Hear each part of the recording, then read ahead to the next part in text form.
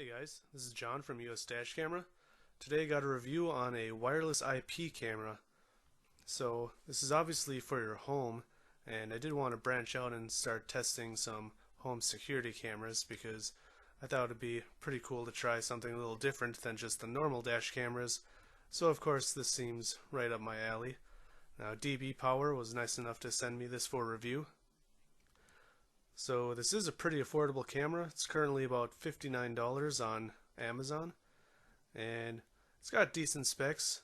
Compared to a lot of other cameras, it's really affordable for what it comes with. It does have pan and tilt. It can actually pan 355 degrees and tilt 120 degrees. Now you're not going to get 1080p with this camera, but a lot of home security cameras are actually only 720p. So that's pretty standard. So let's take a look inside. So it does come with a pretty decent sized manual. The camera inside some nice bubble wrap. And this box is for a mount. Now, I'm not too impressed with this mount. I think it looks really goofy with it, so I'm not going to be using it. So this is the little power adapter that comes with it. It's actually just powered by USB.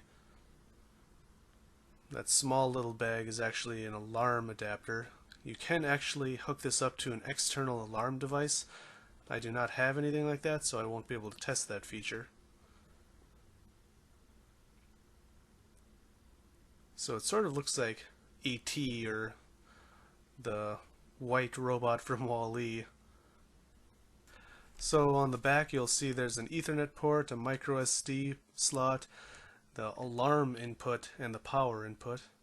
Got some speakers on the side, because this does actually have two-way communication, which is pretty cool. There's the model number. Overall I think it looks okay. I'm not a big fan of the weird alien shaped design. I would have preferred a more dome shape. And like I said, with the mount, it just seems really goofy that you have this big blocky bottom, and it just looks like something that would be much more suited on a tabletop or somewhere hidden on a bookshelf or something. So when you plug it in, it'll actually start scanning around automatically. I assume it's just going through a few tests. Now I gotta point out quickly that when I took the micro SD card out and inserted it into my PC, I wasn't able to actually watch any of the video files, and this is a big issue for me. Now I can watch the video files just fine on my phone, but when I put it in my computer, it shows the video files as AV files, and I don't mean AVI. It actually says .AV, and they don't even seem to be the whole video file because they're only a couple megabytes. So there also were some images which I didn't take, so it's almost like it takes a thumbnail or saves a thumbnail of the videos, but the actual video files were nowhere to be seen on my memory card. Another issue I had was this app, the 2CU app, isn't supported by my tablet. Now I record with my iPhone, and it's the only camera I have other than my giant tablet, which doesn't have a very good camera.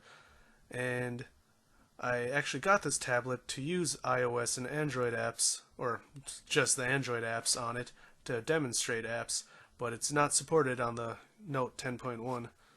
So unfortunately, I'm not going to be able to show the app actually being demonstrated. I'm just going to have screenshots.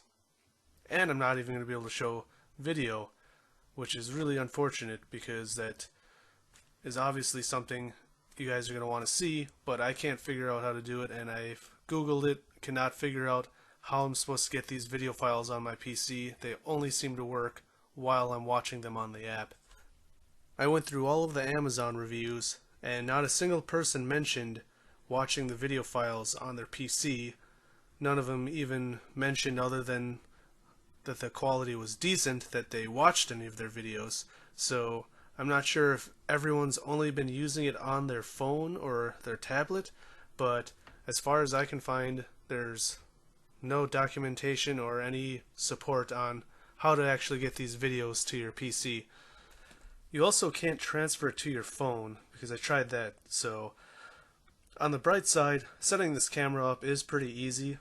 You actually just plug it in, download the 2CU app from the App Store or the Google Play Store, go to the main menu, go to Tools, and you just select Set Wi-Fi by QR code, and then it'll actually display a QR tag on your phone, and you just hold it in front of the camera about 10 inches or so, and it actually connects to the app, and then you can connect to your Wi-Fi and set passwords and do any sort of security things you need to do, and the camera is ready to go in just a few minutes. Now at first I was having a little bit of trouble with it, and I realized I was just holding the phone too close to the camera. Once I held it back a bit and realized it doesn't need to be just a couple inches away from the camera, it worked fine. So there's quite a few other settings you're going to want to set to what you want this camera to be for. For one, if you're in the US or Canada, you need to make sure the video settings are set to NTSC. Then we got some alarm settings. You can actually turn motion detection on and actually set it so that the camera will send your phone an alert if it detects motion. And then you can even set the recording to start when it detects motion if you don't want it recording all the time, or if you just have manual recording. So you do have the choice between manual recording, alarm recording, or scheduled recording, so that is pretty convenient. I actually just set it on alarm recording and turned the notifications on or off when I wanted them. You can actually have multiple cameras on this app, so from the main menu where it'll actually list your cameras, that's where you'll find your settings and also where you'll find the playback. So like I said, I was able to play back my video files just fine from the app, and it was really quick even if I was on the other side of the city, and the video quality was pretty decent. Like I said, a lot of these $100 or even $200 home security cameras are only 720p, so they're not going to be highly detailed. I thought it was pretty cool to be able to get alerts on your phone anytime there was motion detected, such as when I was out of town and set it up.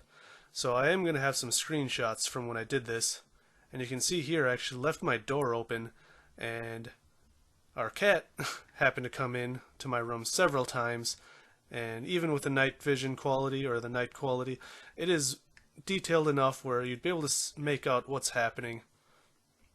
And with a two-way chat, I was actually able to talk to the cat and scare it, which I thought was pretty funny. If you aren't concerned about backing up the video files to a hard drive or your PC, I think just the fact that you could actually monitor your pets in real time and even talk to them is a really cool feature, and for only $60, this camera is a pretty good bargain. The day quality is pretty nice too. Now again, this is just a screenshot. For whatever reason, this is the screenshot that was saved to my micro SD card. This was from an actual video. You can see I'm in the top left. I triggered the motion detection while walking through the living room, and for whatever reason though, I'm just not able to access that video. Now DBPower did say that you can actually use this with PC software or some sort of DVR software. I don't have anything like that, so I'm not able to test that, but that is definitely something you should look into if you want to record to a DVR. Now one quick thing I did want to point out was when the camera switches between night vision and normal recording, it does make a pretty loud clicking noise, so some of you may actually hear it and wonder what the heck that noise is, because even I didn't know what it was at first, and then when I started watching the live view, I noticed it was switching to night vision every time it was making that clicking noise. So overall, this camera wasn't exactly what I was expecting, I guess. I was expecting the ability to record a lot easier to a memory card and then just copy that over to my computer like it was a dash camera, but that doesn't seem to be the case, at least with this specific model. Now, like I said, I wasn't able to test using it with some DVR software, and maybe that's what I would need to do.